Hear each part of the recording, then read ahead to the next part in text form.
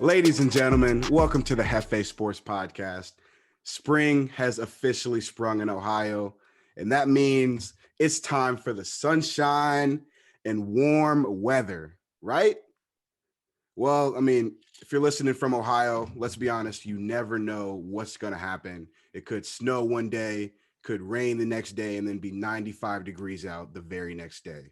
So, people in Ohio, be patient. Good weather's coming, but just got to wait on it. And for those who might not know, one of my favorite sports is coming up. That's right, it's baseball season. And there's no better person to welcome in the new season with me than my special guest today. He is a 12-time All-Star, a 9-time Silver Slugger, a 3-time Gold Glove Award winner, a 1995 National League MVP, and a 1990 World Series champion. He is the smooth fielding, steady swinging Hall of Fame shortstop from the Cincinnati Reds, Mr. Barry Larkin.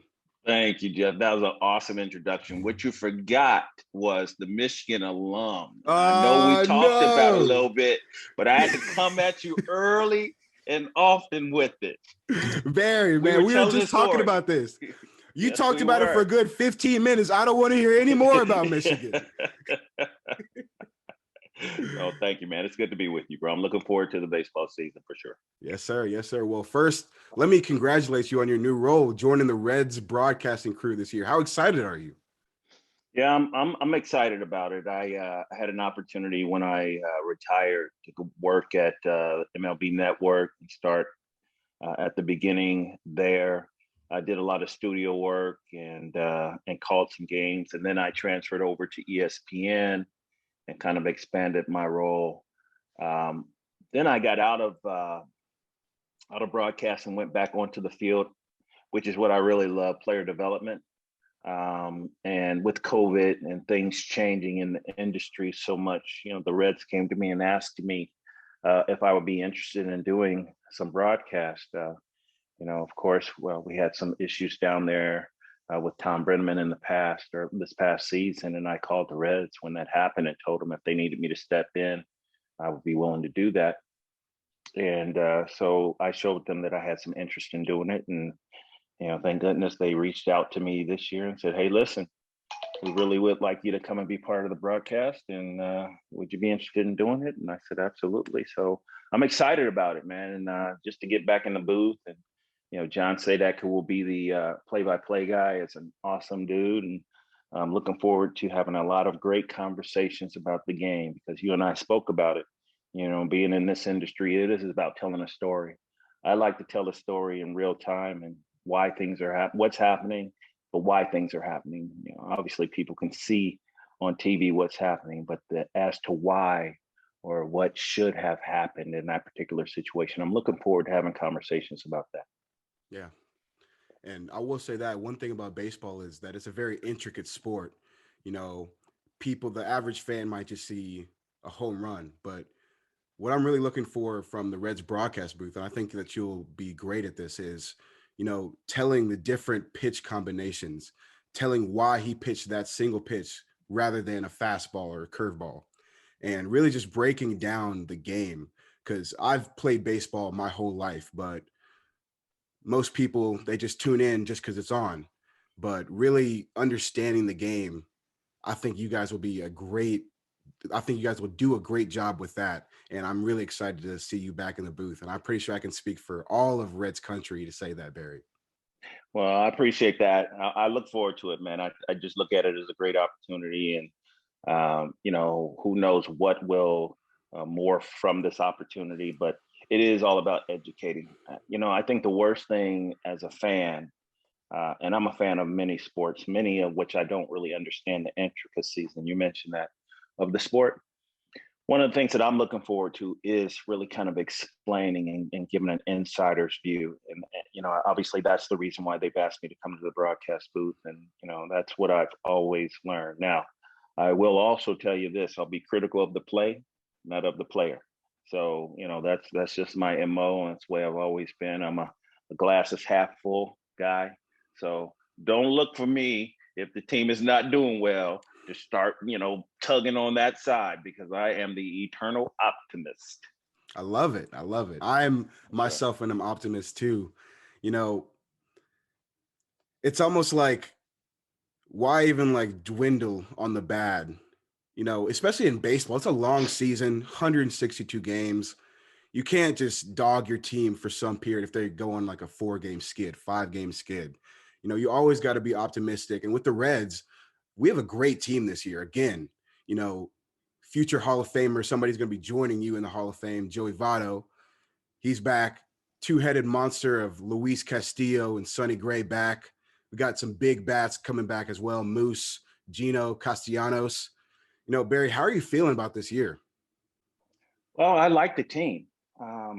And it is all about the pitching. The interesting thing about the team last year that was able to get to the postseason for the first time in a while is the pitching staff. The pitching staff really took over and led the team. And we struggled to score runs. Had a real nice run the last 15, 20 games of the season, the shortened season, this past season. And the offense really kicked in. And it was really good to see that, because you could see how good the team could be and will be when both the pitching staff and the hitting kind of synced up together. And that's really what it is. It's not necessarily the best team that wins, it's the team that's playing the best at the right time. When we won the World Series in 1990, were we better than the Oakland A's? And I know you weren't born, so you can shake your head, but you've heard the stories. Were we better than the Oakland A's? Well, I don't think so on paper, but we were on the field at that particular time. Now, had we played them a week or two earlier or later, would we have had the same kind of success sweeping them? I don't know. Probably not. But we were just hot at the time. Our pitching was on point and our hitting was on point. We were just executing. And that's what I saw from the Reds this past season. They obviously had Trevor Bauer last year, and I mentioned about how we had the nasty boys at the back end of our bullpen. Well, you mentioned the two-headed monster. They had the three-headed monster with Trevor Bauer at the beginning at the starting staff. So it was interesting to see how that team got behind those pitchers in those last 15 or 20 games. Like I said, the offense really picked up, and it was really good to see. Unfortunately, when they went to Atlanta, they faced some really good pitching and couldn't score any runs. But it was interesting. It was nice to see. So I'm excited about the team. I think there was a lot of success this past season. Spring training is a tough barometer because, spring training is about guys getting ready for the season. They, of course, have lost Trevor Bauer. Sonny Gray's had a back issue. Castillo got over late. There's some really good things that are happening. Amir Garrett has been amazing, lights out. So it's going to be interesting to see what happens at the back end of the bullpen if he's going to be given that closer role. But I would love to see his antics. I kind of fastened that to Aroldis Chapman. When Aroldis Chapman was in Cincinnati and at the back end of the bullpen, people would come late just to see what he did with his 103 to 105 mile an hour fastball. Well, you won't see 103 to 105, but you will see fiery, competitive, excitable slider from this big, tall lefty, Amir Garrett. I hope he gets an opportunity to go out there and do what I know he can do and what he has the attitude and aptitude to do.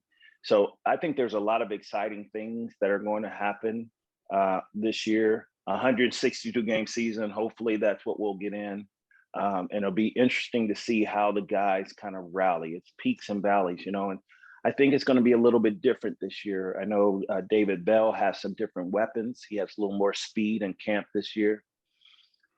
So it'll be interesting to see how he manages relative to the talent that he brings to Cincinnati with them, who makes the ball club. But you mentioned Joey, you mentioned Henny, if Henny plays shortstop or if he plays third base or not, and that's really kind of a mood issue at this point, because many times with the shift, the third baseman is playing shortstop. So I know he can do it. It's just a matter of positioning. And, wear and tear. Playing third base is different than playing shortstop. You have much more ground to cover. You have to be much more reactive, much more proactive, I guess, than playing third base, and just be involved in pretty much everything in the middle of the infield. So, I think there's some great things that are going to happen. There's some new guys on the team, and we don't know who is going to be those new guys, but those guys that you mentioned, those are the pillars of the team. Hopefully Senzel will have a healthy season this year. He's an amazing player, amazing athlete. So there's a lot. I'm looking forward to a lot. You asked me a simple question. I've been going on for 5 minutes or so. I'm looking forward to a lot this year for sure. Yeah, same. So Barry, you mentioned your 90 World Series team. Now, talking about 162 games, we all go through ups and downs. What's one thing the Reds can do to weather the storm and get back to the playoffs this year? Well, the one thing that never goes into a slump is speed. And that was kind of one of the things that we talked about in the 90 team. Now, we had a lot of team speed. We had Sabo, we had myself, Eric the Red, the monster in center field. We had Billy Hatcher, we had Billy Dorn, we had Mariano Duncan, we had Glenn Braggs, Herm Winningham, Paul O'Neill couldn't run. Hell, Joe Oliver behind the dish was out there talking about he could steal 20, but he couldn't. But we had speed everywhere. Not necessarily blazing speed, but speed that could put pressure on the defense. And so I think what Lou Piniella did a nice job of was letting us be free and utilize our speed and put pressure on the defense. You ask, what can we do? Well, we can score runs. What can this team this year do? Score runs, play good defense, make good decisions, anticipate well. I think all the elements are there. It's just a matter of execution. It's interesting. I have spoken with Nick Kroll, the GM of the team, and kind of talked to him about some of his philosophies. And it's going to be, for me, I'm looking forward to how the team responds to how things ended for them this past season. Get runners on base in Atlanta and then not being able to score runs. I think there were 22 or 23 innings where we didn't score any runs, something like that, right? So it's going to be interesting for me, especially for me, because I spent most of my career advancing the runner, putting the ball on the ground, hitting to the second base side of the bag of the field to advance the runner from second to third base, put a bunt down. Kind of the small things, those intangible, not really intangible, but tangible things. Really the way what we call them as productive outs. It's going to be interesting to see how the team makes outs this year. And what does that mean? It means if I strike out, is it a 3-pitch strikeout or is it a 6, 7, 8-pitch strikeout, right? Productive outs are so important. You mentioned it's not a sprint, it's a marathon. It's a long 162 game season. And if you wear down people, if you grind out at bats, albeit the end result is an out, to strike out, a ground out, a fly out. When you fail, if you fail in favor of the team, that's a Bo Schembechler thing, by the way, and you can smile on that, right? If you fail in favor of the team, then the team is going to be better positioned. And I'm looking forward to seeing how we as an organization make outs this year, if they're productive outs or if they're non-productive outs. That's a good point. In a different perspective, and that's what I'm saying. And that is, I think that is the value of having someone who has played the game in the broadcast booth, because that is interesting. I mean, I see you shaking your head, and you've played baseball your entire life, but this is a perspective that I think will give people a deeper insight into watching the game. Not just watching, oh man, I made an out, but was it a quality out? Oh, okay, he hit the ball hard. Yeah, but there was a runner on second base and he hit the ball hard to third base and the runner didn't advance. So So it's simple things like that. I believe that the team can do, and any successful team does do, in order to get to the postseason. Damn, that's a good point. Taking me back to my rec days of baseball, just thinking about all this stuff. Absolutely. And that's what it is, and that, I mean, and that's why I love being in the game. That's why I love the player development side of the game. When I came back to the Reds 6 years ago, I came back in a position in player development. And, obviously with COVID this past season, they asked me to do something a little bit different, but that's really, truly, it's the essence of who I am. That's how I approach the game. That's how I saw the game as a player. I think that's the reason I was the player that I was. And that is the wisdom that I can impart on the people that I get an opportunity to touch. And those are the real small things that they're not sensational, that make a huge difference. And, you just think about it. You just think about, moving a simple runner over. Now, instead of the hitter behind you needing to get a base hit, now all he has to do is touch the ball if the infield is back, and now you scored a run. And that's one run that you would have not scored if a guy hit an absolute screamer to the pull side of the field and didn't advance the runner, but hit the ball really hard. And that's not how you play. Well, that's not how you win the game. You can play it like that, but you won't win playing the game that way. Any successful team has a team first attitude and a me first, get out of here. It's all about the team. I love that. And Barry, I can kind of attest to that mindset of we versus me. With my high school team, we had so many struggles in our year, and we ended up 5-5 going into the state championship tournament. And we were just battered and bruised. I tore my ACL. My friend who is at Clemson right now playing, he tore his ACL. Our quarterback, Sean Clifford, he was dealing with injuries throughout the whole season. But so we won every single game in the playoffs in overtime. And then the state championship game, we won in double overtime. And so I can really attest to that. And like, it really just speaks to me about adversity. And, it either makes you or breaks you. Barry, I'm just curious, how close were you guys in 1990 as a team? Like, as a unit, how close were you guys? The question is always in the clubhouse, does winning breed camaraderie, or does camaraderie breed winning? Like, is it the horse that leads the cart, or is it the cart that leads the horse? And really, which one is the horse and which one is the cart? Well, everybody obviously wants to win. And we were able to do that from day one. But in spring training is really where the attitude was set. I remember in '90, Lou Piniella came over from the Yankees, and normally when a manager takes over a team, he reaches out to the players and tries to find out the personalities of the team. Maybe who is a person that needs a little more encouragement. Who just to find out the traits and the characteristics of the players. And maybe Lou did that on his own, but he certainly didn't reach out to me at that time, nor Eric Davis at that time. And we were kind of the leaders on the team. So when we got to spring training, actually, before we get to spring training, everyone is like excited about the season because we had finished in second place for the previous 3 or 4 years. Actually, the year before, we finished in 5th place.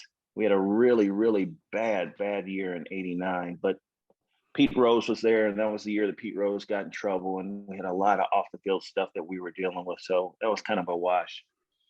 So we were really a second place team. And I remember our owner, Marge Schott, saying she was tired of being a bridesmaid and it was time for her to be a bride. And she made a comment like that and brought Lou Piniella in. And one of the early meetings that we had in spring training, Lou Piniella sat us down and said, I don't accept losing. and we're not going to lose. And we went out on the field, and the first mental mistake that was made in our team fundamentals, he absolutely lost his mind, spitting all over himself, hair flying everywhere, slamming stuff. And everyone thought, oh my God, this guy's crazy. Why is he overreacting? It was a simple mental mistake. It wasn't a physical mistake. It was a mental mistake, which we made so many of before that day. And many years later, when I talked to Lou about that incident, he started smiling and said it was a teaching moment. Now, I didn't know that at the time, obviously, but what he was saying is, I am setting the tone for how we will deal with mental mistakes, which has been plaguing our team for so many years, and I am not going to accept them. Did we make them? Sure. But we made far fewer of them, right?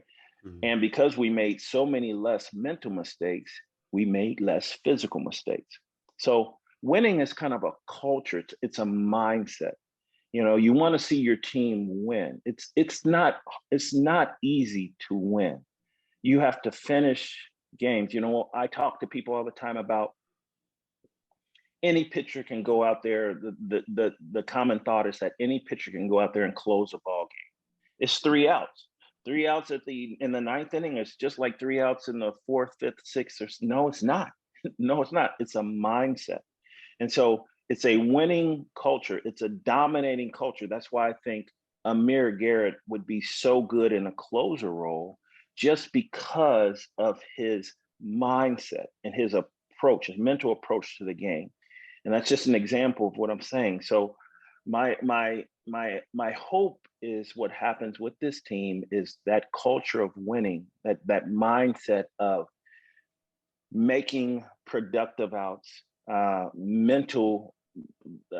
let's mitigate and really remove the mental mistakes from the game. That's what we had in spring training when Lou Piniella came, and that kind of brought us together. So I want to say that we had camaraderie in the clubhouse because our leader really kind of forced us to get together and talk about how we were going to stay out of the doghouse, how we were going to not have this crazy man lose his mind and possibly start just losing it on everybody. I know I said after I saw him go off, I said, well, I'm not making no mental mistakes. And if I'm saying it and then my teammates saying it, you don't want to go out there and play scared, but you certainly go out there playing with it like a conscious, okay, what is the proper play to make? How can I anticipate to be in position? And that's what Lou Piniella provided for us based on what he brought, that fiery attitude and that not accepting the mental mistakes that we've seen in the game. So we had great camaraderie. And I think it was simply because we were forced to have it, because we wanted to make sure collectively as a unit that we didn't disappoint, our leader. And that was Lou. And Lou was fiery. Barry, I'm not sure what you think about this, but I remember when I was down in the dugout a couple years back, and I would just people watch. I saw how much of a leader Joey Votto was. I saw how much of a leader a young Nick Senzel was. I mean, there would be times where he would be screaming at guys because he wasn't putting up with any BS. Maybe somebody wouldn't go out and shake fans' hands, shake the season ticket holders' hands. And he would get on him about that. And that was really just a testament to me of the kind of guys that we have here with the Cincinnati Reds. And when I was listening to you talk about the culture that you guys had, I happened to just think about similarities with this team and the guys that are here right now. And I'm curious, Barry, what do you think about this team? Do you think that the talent is around us, of course, but do you think that the leadership is here? And can you find any similarities from when you guys played versus this team now? It's tough. I'm an outsider, so I'm not in the clubhouse with those guys. I don't see the interactions every single day. From the outside, I would say yes. You mentioned two guys that are awesome. There's some great personalities in the clubhouse, but it's tough to really comment on those personalities because when I see them, everybody is fun and having a good time or sitting around in a very relaxed atmosphere. You really see the marks of a player when his back is against the wall, when he's struggling, how he deals with adversity. Everyone's happy go lucky when they're doing well, when they're 3 for 3 and 3 bullets and doing well. But what happens when you're 0 for 3 and really struggling and you're in the middle of a struggle? So it's tough for me to say that. That's really when you see the leadership or the characteristics of a player. So I just can't comment on that. I mean, on the surface, we've got some great personalities, but it's tough. It's tough for me to comment on that just because I don't see them in that kind of competitive, back against the wall environment. Yeah. Well, man, Barry, I was very lucky. I was working with Reds Authentics and Jim Myers, and part of that job was I got to be down in the dugout. And Lord, the things that you would see, just for everybody out there who's listening who doesn't get that opportunity to see up close and personal the things that these guys do. They really are professionals in every sense of the word, with training, with how they carry themselves on the field and outside the stadium. 100% professionals. And I'm just going to keep going back to this character and culture that the Reds have. Honestly, I think that these guys can go really far. And I think that the 60 game season hurt them last year because, it's not the same with 162 games. Barry, correct me if I'm wrong, but with 162 games, you can really find out who you are as a team. And I just don't know how much the Reds were able to find out about themselves in 60 games in a COVID season when there's no fans, unlike any season that we've ever seen before in Major League Sports. And I don't know, Barry, what do you think about that? Yeah, I would agree. I have a son who's playing basketball right now, and he talks about going into an empty gym and playing against the competition as opposed to going into a full gym with all the hype and energy and fans really kind of incentivizing you and giving you all kind of energy. I would assume the same thing would happen or happens in baseball. I remember this. Fortunately for me, I didn't have to play a truncated season like that. Now, in 1990, we did have. I think we missed a week or two of the game of the season. It was delayed, so I don't think we had a full season, but certainly not a 60 game season like that. And I think you're right about the fact on two fronts: the fact that there aren't fans there. The fans play a crucial part in a player's preparation, not necessarily in preparation, but in a player's mind, at least in my mind. Let me just say it. For me, I wanted to represent the team, and just to have the motivation from the fans saying, yes, you are representing well, or in many cases, you need to do better. That was motivation. It was motivating to have the fans there. I remember, once again, the second front being a truncated 60 game season as opposed to 162 games. A 60 game season is about winning, and not really knowing how to win, but just whatever needed to be done that particular day, you just do it. Mm-hmm. Right. And in a 162 game season, it is, okay, we need to know who we are so we can consistently beat that drum and continue down the road to do what we do. And if we do what we need to do every single day, then we're going to be successful because that's what we do. That what we're going to do, how we're going to beat you, and we're going to do it consistently. And we're saying that you're not going to be able to defend what we're going to do. I remember playing with Deion Sanders, and Deion, left-handed hitter, could absolutely fly. And the third baseman was playing almost 10 steps away from Deion when Deion was going to bunt. And I said, Prime, I said, dude, he is right on top of you. And he said, it doesn't make a difference where he is. I know he knows what I'm going to do, but if I do it the way that I want to, there is no way he can stop me.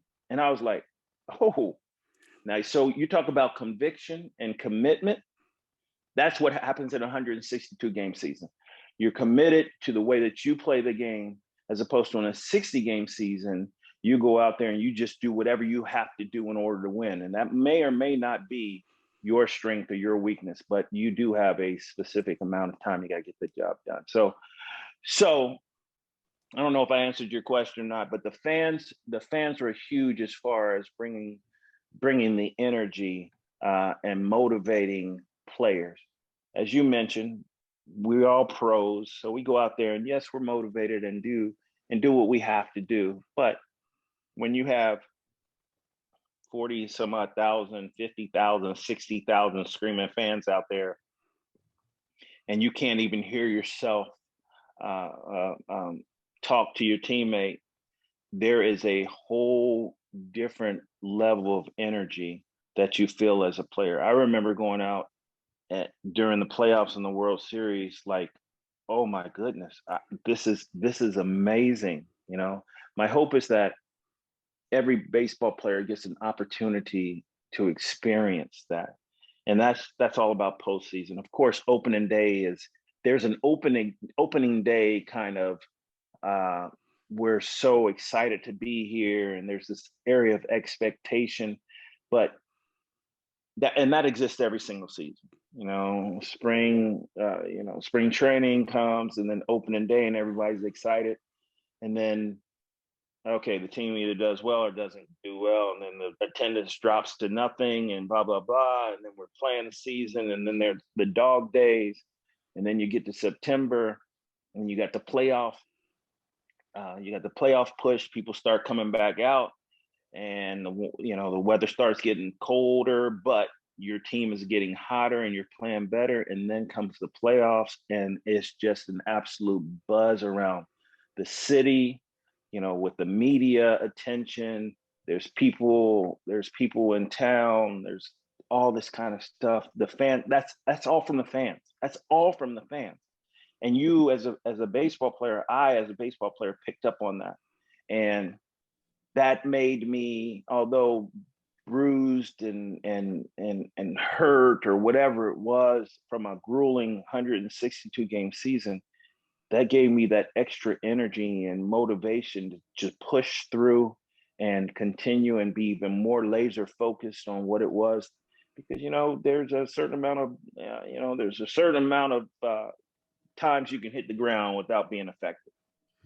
There's a certain amount of swings you can take before your bat speed starts to slow down.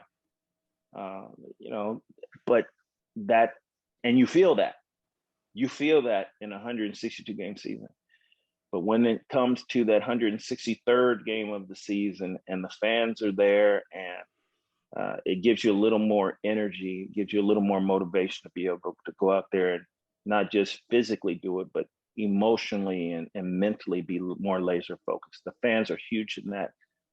With COVID, obviously no fans, no motivation from that standpoint. So I have to give the players props for going out and doing what they were able to do with no fans out there, and having all of the protocols that were in place just totally disrupt the natural progression of the season. We're trending back towards normalcy, but still there's going to be a limited capacity at the ballpark. And there still is COVID protocol in place. And so hopefully towards the end of the season, it'll get back to the natural flow, the ebb and flow of baseball. But I give the players a lot of credit for being able to do what they have been able to do in these times. Yeah, I agree 100%, 100%. And hopefully there's some day in the future where we can just come to Great American Ballpark, full capacity, for a playoff game, and a kid like me and a kid who has never, ever seen a world championship. Hopefully we can see that. You guys were the last people to win in 1990. Barry, it's been a rough childhood for me, man. The Bengals, the Reds. We got the Cyclones, though. Cyclones can win a game. That Cyclones can win the EHL. Hold on now. I got to go back to college, though. You sitting up there right now. Ohio State won a national championship, did they not? They did. Okay. But Barry, okay. I'm from Ohio, but Cincinnati is my home. Yes. I need somebody from here, from the 5-1-3 to win one. I need it. It's going to be good for my soul. Yeah. Yeah. And the game, once again, it's a difficult game to win. It's going to be interesting. I don't know.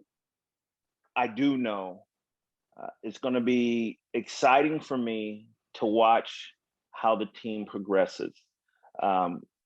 Certainly there's plenty of talent, but so many things have to go right in order to win. This spring training, although I'm not there, I've been able to watch, and there's been so many injuries. Joey was out with COVID. There was injuries here, injuries there. Kyle Farmer, who's going to be the shortstop? Is Henny going to be the shortstop, or are they going to have another guy? There's some guys that are having great years in spring training, but as I said, it's a tough barometer. So many things have to go right for the team in order for the team to win. But you're absolutely right. There would be nothing better than to watch this team win a world championship. I have to share this with you. Eric Davis, my mentor, my good friend, so much respect for this dude. When I first got called up to Cincinnati, I was 22 years old, and Eric, I call him Boogie. Eric comes up to me and says, "Hey, what do you do in the off season?" And I go, just chill or whatever. And he's like, "Okay, so what I want you to do is I want you to come out to LA, hang out with me." LA. And I'm like, yeah. So I'm 22 going out to LA in the off season, thinking about, bro, the Lakers in town. We're going to go to the lake show, the forum, hang out, do this, that, and the other. I get there, I think 8 o'clock at night. I stay at his house. Next morning, 6 a.m., he has me out running up and down hills in Woodland Hills. And I'm like, I didn't expect that. And he said to me, he's like, man, now that you made it to the big leagues, the hard work starts. It's tough. It's tough to get to the big leagues, but it's even tougher to stay in the big leagues. So you talk about, and I mentioned that because Eric was on our 1990 team. And Eric was not able to celebrate because he tore his kidney or punctured his kidney in that fourth game of the World Series, which we eventually won. And then he was unable to travel back with us because he was in the hospital. And we had our celebration on Fountain Square, and he wasn't there. And he was the unquestioned leader of the team. Unquestioned. I mean, Jose Rijo was amazing. The Nasty Boys, amazing. We had great players all over the place, but he was the leader of the team, right? And he was unable to celebrate. So for me, what I want is I want to be able to celebrate with Eric Davis, who was also an employee of the Cincinnati Reds, on Fountain Square with my man Boogie, celebrating the World Championship. Selfishly, that's something that I would love because I didn't get the opportunity to watch him be able to celebrate, with the team, which he was the leader of. And so that's something that's one of my motivating reasons for wanting to have the Reds win a world championship, so I can see Boogie have an opportunity to celebrate. Now we won't be players, but still it'll be sweet all the same. Yeah, and he deserves it. Absolutely. But that's a crazy story, Barry. At 22 years old, I'm 22 right now, and I hear LA, kind of like you. I'm thinking Lakers, LeBron, Girls are out there. It's Cali, weather, everything. But Yep. man, how much did that grow you up inside when he kind of just showed you the ropes? Well, I give a lot of credit to all my teammates. I grew up, Pete Rose was my manager. Buddy Bell was the third baseman. Ronnie Oster was the second baseman, Cincinnati guys. Eric was a center fielder. So I grew up with some great, great guys, some strong Cincinnati people who understood what it meant to play for and represent the team. I remember Pete Rose talking to me about the responsibilities of, representing the Reds and playing hard. I remember Buddy Bell. We were out in LA taking ground balls, and Buddy Bell always told me to take the time to smell the grass. So he physically made me get on the ground and put my nose to the grass to show me where I was relative to the game. We were out there. I'm on the ground, all fours on the ground, smelling the grass. And then he tells me to turn over and look up into the sky. I see an airplane 30,000, however many feet in the air. And I go, man, I remember looking down from an airplane thinking, how small? He said, that's right. That's how small you are. So always keep that perspective, and Ronnie Oster was, our second baseman. And I give so much credit because he helped me through everything. He's just a blue collar guy, represent Cincinnati, just put in the work. I got that from him. And then, of course, David Concepcion was a shortstop. And that was a guy that I grew up idolizing. And then I had a chance to play with him, not take his job, but when he was ready to give his job up, I was in line and he helped me with the bounce throw and positioning and just everything. So I was just so surrounded by great, great people. And, and I give them all the credit. But Eric reached out to me. He was still a young player himself, but he was so mature and, so about the business. Although he had style, he had swag back in the day, and they didn't call it swag back then. It was, style or piquete or whatever it was. I don't know exactly what it was that they called it, but he, represented LA. But he was all about business, and that was just the environment that I mentioned earlier, a winning culture. That's what it was. And I think that's why we won.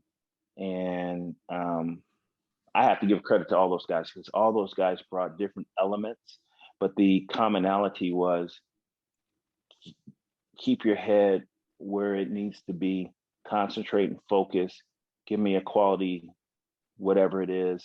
And, and when it's time to do your business and be about it. Don't just talk about it, be about it. So,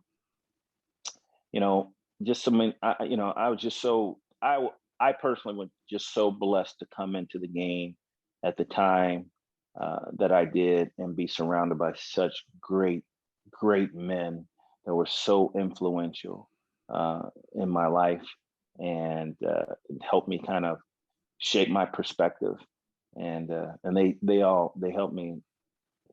It was amazing, and back at that time, we didn't have social media. They didn't have camera phones and all that kind of stuff. So, we spent a lot of time together, bonding, and doing things that, that were able to stay in our little circle. And I think that kind of brought us together and kept us together. And any leak of that was obviously from someone's mouth, as opposed to someone taking a photo or or taping it or whatever it was, right, or recording it or whatever it was. So different day, different time now, different challenges now as players, but all the same, it's still about quality and putting in work and being about the business. Yeah. You guys are, you guys are my heroes. Whole bunch of quality guys. But Barry, one thing I really admire about you is that you are a fantastic ball player, yes, but you're also a humanitarian. you also love giving back, and you started a program called Project Unity, and you said you wanted to heal and unite the world. I love Yeah. that, Barry. Can you please share that, what you guys do and how you guys are doing things right now? Well, we changed the Project Unity name specifically because there is an existing organization in Texas that is doing very similar humanitarian efforts, and they wanted to keep the name to keep their uniqueness in Project Unity. So it's called the Heal and Unite Initiative, Hmm. which we've changed to. The idea is the idea was, and COVID obviously has slowed things down. The idea is to partner with organizations, existing youth organizations, to heal and unite, to bring positive messaging through the sport of baseball. I partnered with Phoenix Bats guy Joel Brister, who is a Ohio guy. Phoenix Bats is an Ohio company, close to Columbus, I believe, Hmm. that put some positive messaging on bats. Um, the plan is to work with Major League Baseball and work through their youth initiative, diversity, equality, and inclusion programs, their youth programs, their underserved community programs, their philanthropic programs to get positive messaging through minorities or underserved communities, just to kind of organically build through baseball the message of heal and unite, the message of equality, any positive messaging. I also partnered with Wilson Sporting Goods, and Wilson is designing a power and unity line of products in their line of sports products. So you have D. Gordon, um, Tim Anderson, and they're looking at a couple of different major league players who will actually have a glove that in the palm of the glove, there will be this fist right here. And on the forearm, it says power and unity. Hmm. So look for that. They're going to sell that, and some of the proceeds will go to youth organizations with that we partner with that will promote positive messaging. So the idea also on the glove, which is customizable, and this is one thing that Wilson has done a fantastic job with. On the outside of the glove, there will be an opportunity to put positive messages on two of the fingers on the backside of the glove. So customization is huge. Everyone, I mentioned swag with Eric Davis, but everyone has their swag and they like to make sure their shoes and everything looks nice, and it's all about the look. So one of the things that we did is we worked together to design or to provide an opportunity for players to put some kind of positive messaging on their glove, not just for them to see. What they will see is the power and unity on the palm, and what everybody else will see will be the positive messaging on the backside of the glove. So look for that this year. In addition to that, what I did with Mike Moustakas was one guy that used it this past season in the playoffs.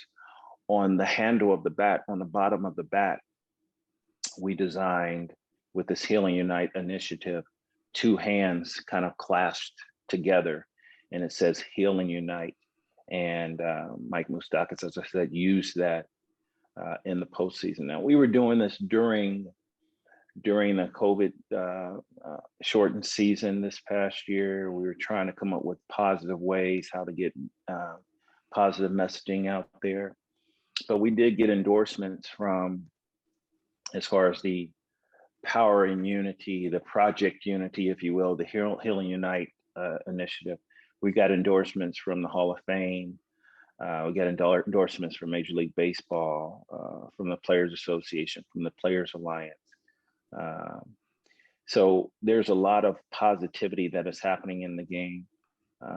And there are opportunities that exist in the game today. So I think it's all about, being progressive and positive and trying to make a positive difference in someone's life. And that's what I've been all about. And that's what the Healing Unite initiative is about. Go to healingunite.com. We still have the website up. However, we haven't done much with it at all because of the off season and because of COVID still. But the idea is to work with those two anchor sponsors, Phoenix Bat and Wilson Sporting Goods, to provide positive messaging on baseball bats and baseball gloves and equipment. That is so cool. That is so cool, Barry.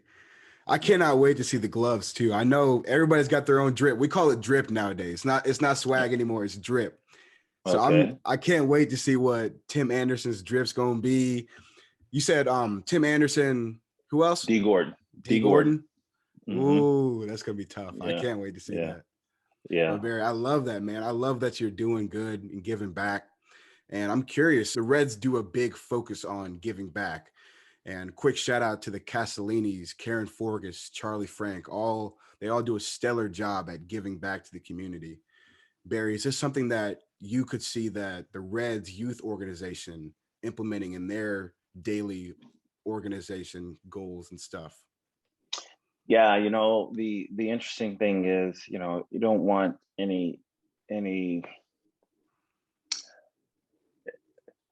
everything has to happen organically. I don't want to push my initiative onto, if they ask me about my initiative and what I'm doing and they want it to be part of if they want to be part of it, that's good. But it's tough for me being an employee to say, hey, I've got this initiative. Will you support this initiative?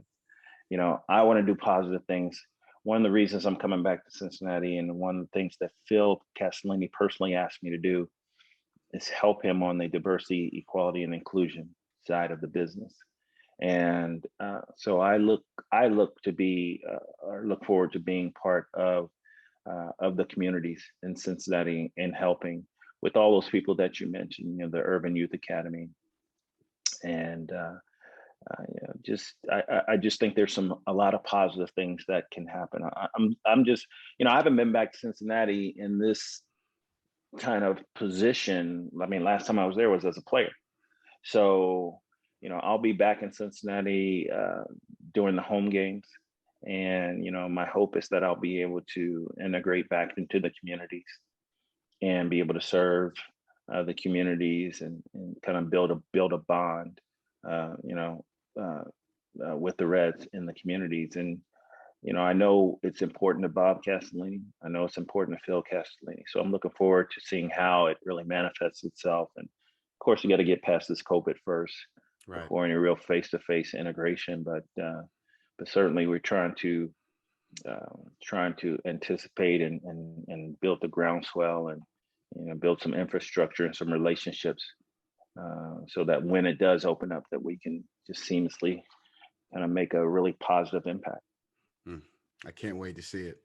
I know it's going to be something great with you, as I mentioned, the Castellinis, Forgas, and Charlie Frank. I cannot wait to see what all the heads come together and really benefit our community. Because as we're saying, there's a lot of people who are struggling right now with COVID, with mental health, and just overall just tough times. So I can't wait to see what you guys do with the community.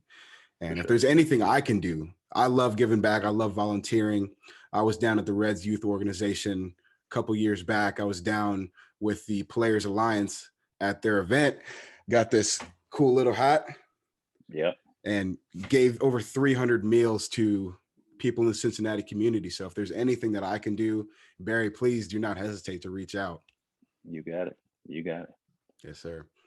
Well, before I let you go, Barry, I'm having this burning question on my mind, and I'll give you my answer after yours, but I want to hear, you played shortstop. There's been a multitude of great shortstops overall in the game, but I want to hear your top three for shortstops. Doesn't have to be in any order, but I want to hear your three best shortstops of all time. Oh boy. Come on, Michigan, man. Thought you guys were smart. You're supposed to have the answer on the top of your head, man. Come on. no, man, because that's competition. You know what I'm saying? So, it depends on what the barometer is. There's some great defensive players. Ozzy, Omar Vizquel, amazing. I'm gonna tell you what. There's a guy named Ray Ordonez, uh, who played for the Mets. Exactly, played for the Mets. He was absolutely amazed.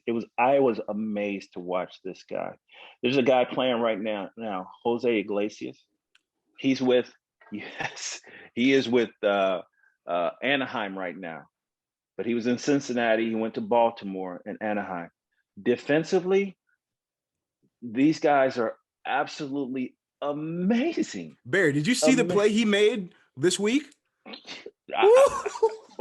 Was it the one he dove up the middle, or was it the one that he was charging and he caught it and flipped it to first base? This dude, yes, I'm telling you, this guy is absolutely amazing. So, it's difficult for me to say, who is the top three, because they're still developing. Francisco Lindor, who I get a chance to work with every offseason. You talk about you talk about drip number one. Oh, he's crispy. He's crispy. So, and then, and he's playing with the Mets. And just his flow is, he's amazing. I mean, and I get a chance to work with this dude and watch him do his thing. And it's like, oh my gosh. So, top three, it's tough, bro. I can't, Jeter won. A-Rod was a beast. You know what I'm saying? But Ozzy, I give love to Ozzy. Davey Concepcion, Cal Ripken, the Iron Man. Ooh. You know what I'm saying? So it's just so many. I don't have a top three. I am like, all right, hold up. What would a better question be? Who are the three most influential shortstops that you tried to model your game after? Is that an easier question? The two guys that I modeled my game after was Davey Concepcion and Robin Yount. Who's that? Robin Yount. He's a Hall of Famer.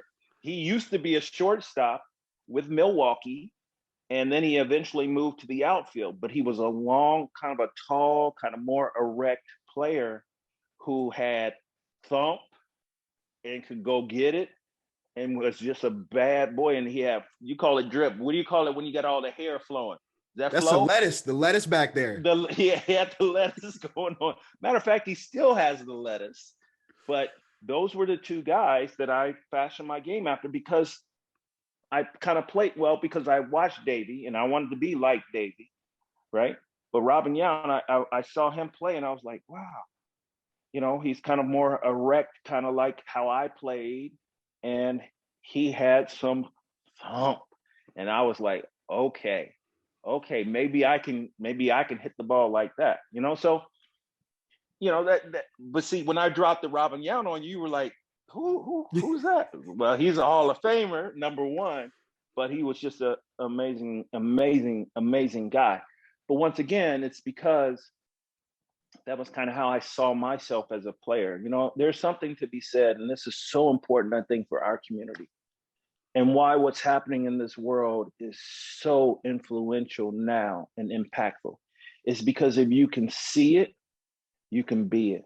Like in our communities, you can tell me one thing, but you got to consistently be there. And this is one of the things that I've shared with the Reds, and I'm looking forward to interacting back into the community. It's not just a Band-Aid. It's not just a show up for an event. It's being part of the community. And I think, what's happening with minorities and leadership now, what's happening with opportunities and organizations and people of color being promoted and given opportunity to be leaders in different industry, in world, in politics, and different things. People now are seeing that they're seeing it, so they're believing it.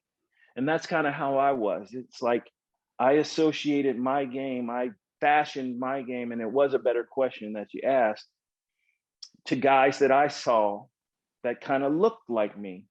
Now, not necessarily in skin color and skin tone, but in style of play, or in skin tone as well. So so for me, that's so important. What's happening right now? My hope is that that's something that I can bring to the organization, and something that we really can build upon and heal and unite, using that as a platform in Cincinnati. I love it. I love Yep. it. Well, Barry, before last question, final question. Hold on now. Who are your top three? You told me you were Oh, going to you got me. You got. All right. Okay. Okay. So first, I'm gonna say, damn, this is a lot harder than I expected. Exactly. And I'm a smart Ohio State man, smarter than this. Yeah. All right. Yeah. So I'm thinking Jeter, you, and you know what? I might need Google for this third one. I might need it. So, the question is, and you don't have to answer that. The question is like, what is it about? What is it about a player that makes him your favorite? Why? What makes people your favorite? Is it their style of play? Is it their drip? Is it their their influence in the game? Is them winning? What is it? Jeter, listen, Jeter is a great player, a great talent, a great man, and he won, and he played on great teams. So there's no argument. He's a Hall of Famer. There's no argument on any of it. But what makes you asked me mine, it was relative to who what I was as a player, and what I kind of felt was important. This is, who's the greatest basketball player of all time? Is it LeBron? We all know the question with that. We all know who that is. Is it LeBron? Is it MJ? What about Wilt Chamberlain? I mean, what about Bill Russell? I mean, these guys got championship after championship after championship. What about Kobe Bryant? It's like, who is the best, and is there a one single best? Because I can guarantee you there will be a deficit, and whoever that best one is, there'll be something that somebody does better, some category, be it a better defender, a better passer, a better communicator, a better post player, a better perimeter defender, a better this, that, and the other. You know what I'm saying? So it's like, true. I have this issue with who is the best? Well, the best to you is okay, but does that mean he's the best? Because he's not the best to me. And and then you have this argument like, well, yeah, one of the things that I thought always was interesting was whenever we would get on the debate table with someone who had not played the game, and someone would debate with a current player or a past player on certain things relative to the game. Baseball with me, someone who didn't play the game at the level that I played, is going to debate baseball with me. Okay. Let's what are we going to talk about? Okay, well, but the thing that you can't do is say, but you didn't play. Well, yeah, but that person did not play. So that person has a different perspective, because had that person played, he would have a different perspective, or she would have a different perspective. And it's okay that you have different points of view, but that's what America is all about, is it not? That's it true. is. We're all different. It's okay to have a different opinion. It's okay that we're different. We can agree to disagree, and that's okay. I don't understand, and I never understood. And this is one of the things in sports, in the coverage of sports, that I go, I bang my head like, why does it have to be the best? Why is he? Because I guarantee you, someone can poke holes into whatever it is that you say, because there's going to be someone that's better at something. It might be whatever, but so your top three, okay, great. Your top three are your top three, and mine are mine. Does that make me wrong and you right? Does that make you wrong and me right? No, it just is your opinion and it's mine. I can live with that. I can live with that. And my hope is that we all can live with that. And we can live harmoniously with that. That's what I want to bring, bro. I feel that. No, I definitely feel that, because, I mean, you see Skip Bayless, Shannon Sharp debate MJ and LeBron all the time about who's the best ever. But exactly like what you're saying, LeBron, probably the best all-around player, but Michael, nobody can beat him when it's closing time.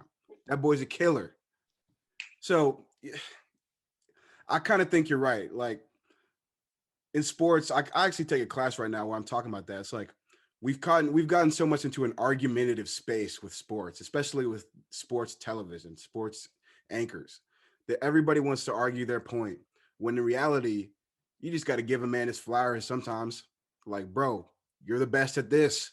Congrats. You're the best at that. You're the best at this. Congrats. Here's your flowers. There's not that much of that anymore. It's so much winner take all. And I don't know why sports are like that, but I agree, Barry. Honestly, I think it's time that we put to rest the GOAT term, because there's GOATs everywhere. There's GOATs everywhere. It's Tom Brady, who happens to be you know where he went to school. It's Tom Brady. I mean, you go and do what you do with the Patriots. And then you come to an organization that has not won, and then you do what you do down with Tampa Bay. I mean, is he not the greatest? Well, according to some people, no, he's not. He's not the GOAT because he's not the most athletic. He doesn't have the biggest arm. He doesn't. It's like, but he wins. He just wins. And you can't say that it was because he was on a stacked team with the Patriots, and then he was on a stacked team down there with Tampa, because that wasn't what you were saying in week 1 and week 2 when they were out of sync and they weren't doing well and he was whatever he was. Thanks.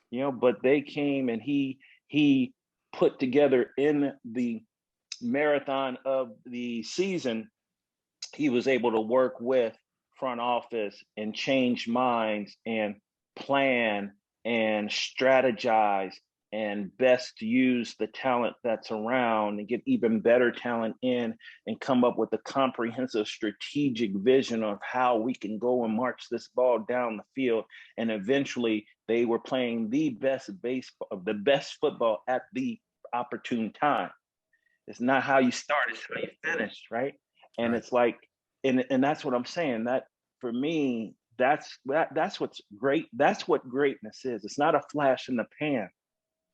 It's a willingness to put in the work, the work before you go out and show on the field. It's the practice. It's the planification. It's the execution of the strategies that are put in place, both physically and mentally. And that's what it's about.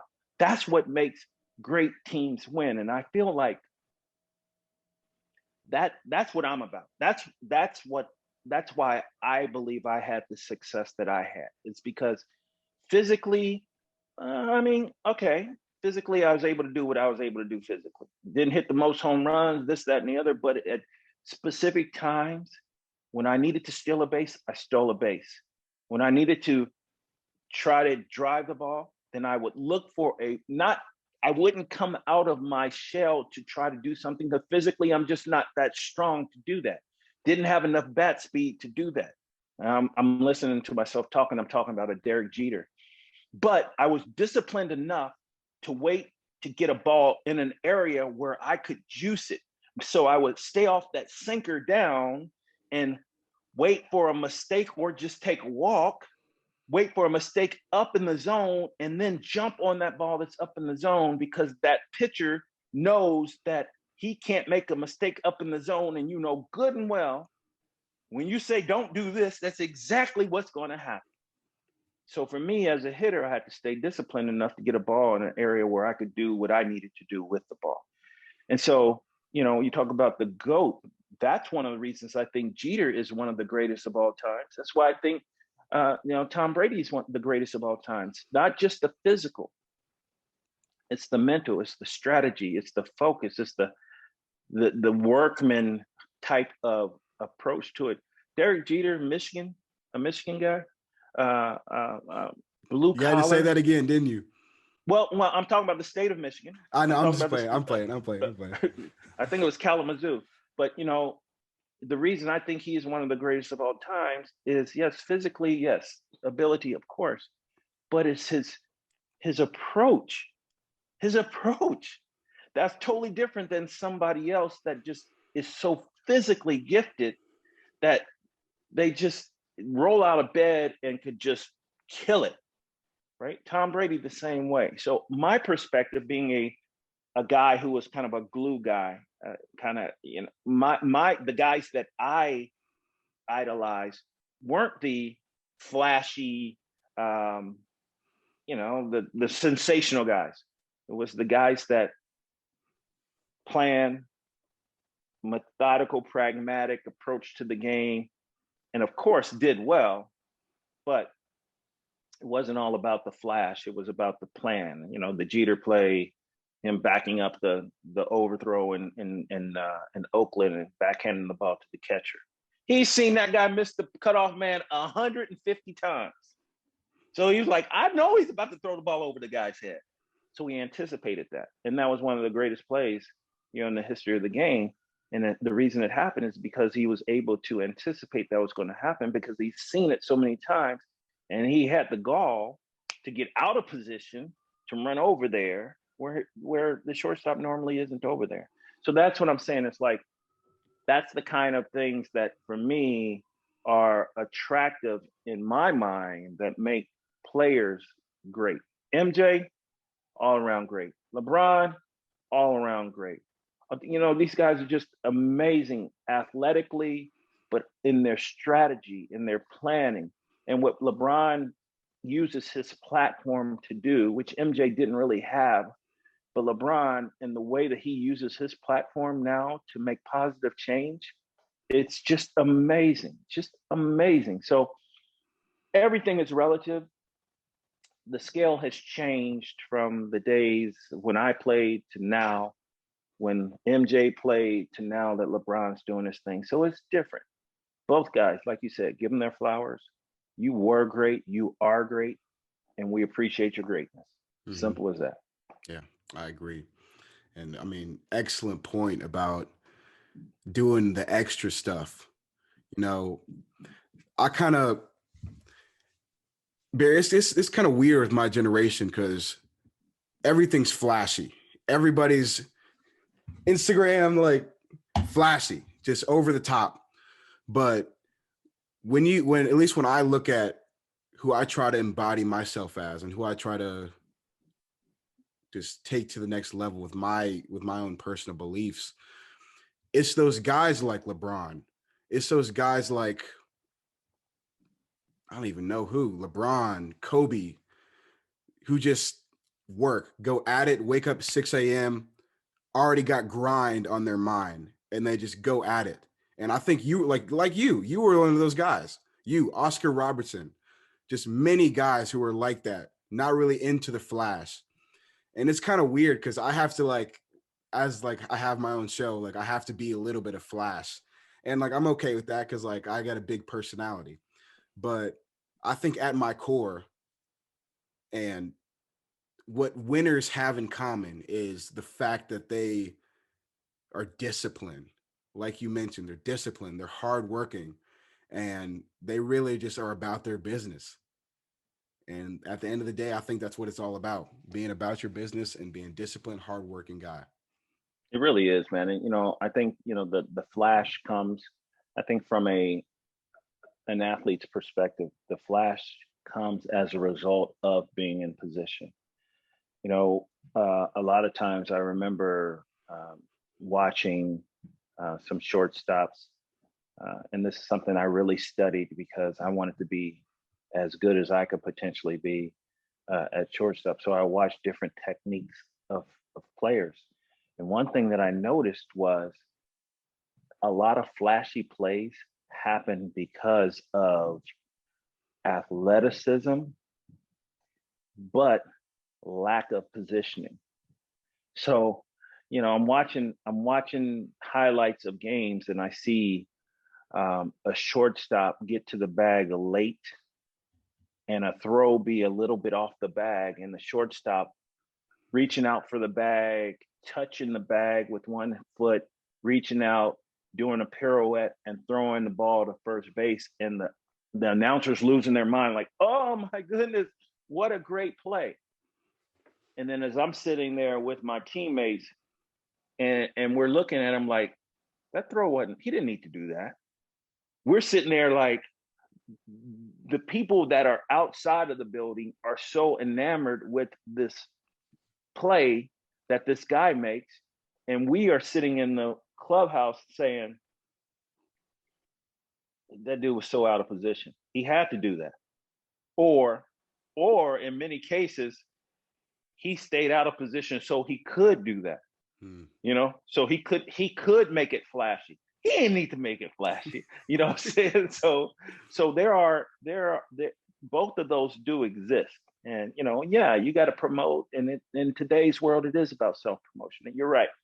Instagram or whatever it is that you young folks do, you're not putting your worst day out there. It's your best day. It's your best side. Listen, that's just what it is. It's all about self-promotion. And you got to do that in today's world. I'm just glad that it wasn't a situation where I had to be, because I do not have that personality. I'm the guy that likes to fly under the radar. And, and of course, under the radar at my time when I was coming up allowed me to have the success that I had. Under the radar for Derek Jeter in New York, Tom Brady doing his thing under the radar. Yeah, you're on the radar, but you don't see the off-field antics and the Instagram and the postings and all this kind of about these guys. That's what I appreciate. That's what I appreciate. You keep your stuff tight, and it's personal. You know what I'm saying? So different time. As I said, MJ and LeBron, totally different platforms, right? MJ did what he did. LeBron's doing he does. LeBron has the whole social media stuff, and MJ did not. And I don't really know either of them very well personally, so I can't say, but what I see is greatness now, and what I saw from MJ was greatness then.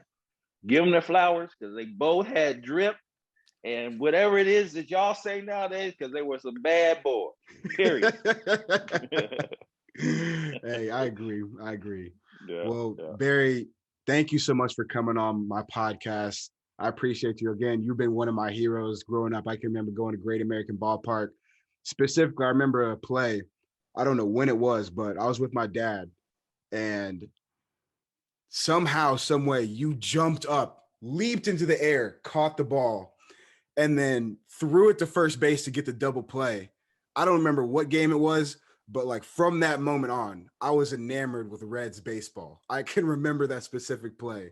So Barry, thank you for being such a big part of my childhood and really introducing me to the game of baseball, man. I appreciate it. Well, I appreciate you for having me. I appreciate the kind words, and I appreciate you for having me on.